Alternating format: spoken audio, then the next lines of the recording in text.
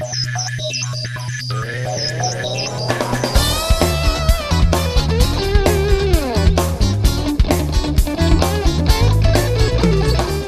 you were in the hotel rooms, what were you recording the Buchla to? Recording through my metric halo, the 2882, into the MacBook, into Logic.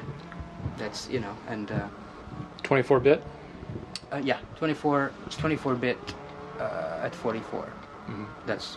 My ears are not refined enough to take advantage, or my skills are not refined enough to take advantage of anything higher than that at the moment.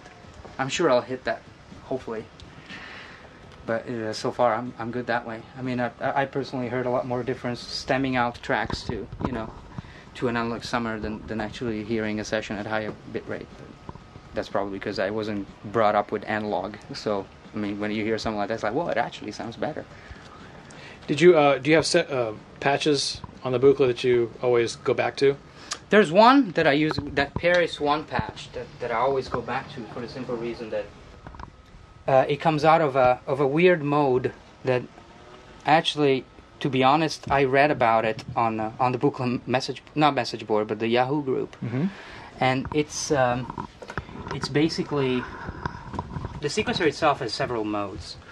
There's different voltage controllable modes, and one of them is called strobe, which allows you to set two voltages as to slave the motion of the sequencer to different voltages. And the particular patch that I had two envelopes in LFO mode, so repeating themselves, one triggering one point of the strobe and one of the other inputs. So I'll show you how it actually sounds and how it actually works. The cool thing is basically what it allowed me to do is to turn a simple C scale, so the whole sequencer was tuned to a C scale, just going up and then stopping at the 24th step. And let's see where it is. There we go. So this is C major scale, but if you see the sequencer,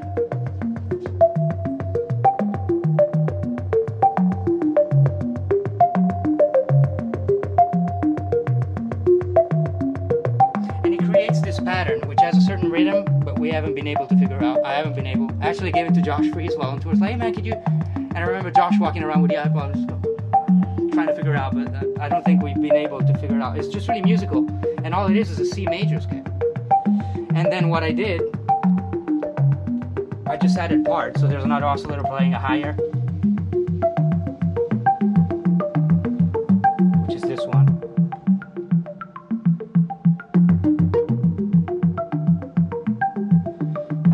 Live, I would work with delays.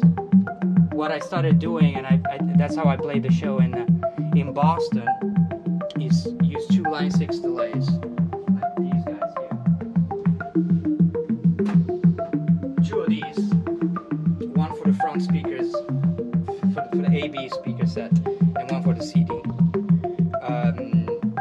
That way, it started simply as a way to be able to put some sort of effect on the Buchla itself in the live environment, but it became extremely creative because I realized that having two of these, and I do this a lot with Nails Live, where I tap the delay in real time and the feedback in real time. Now all of a sudden I had two, one for the front speakers and one for the back. I set a stereo pedal for the front and a stereo pedal for the back.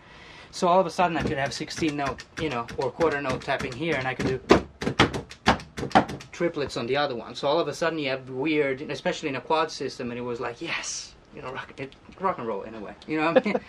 It just sounded really cool. So that's the only thing that I usually add. But then again, I add delay on my mom too. I mean, I add delay on everything that I can.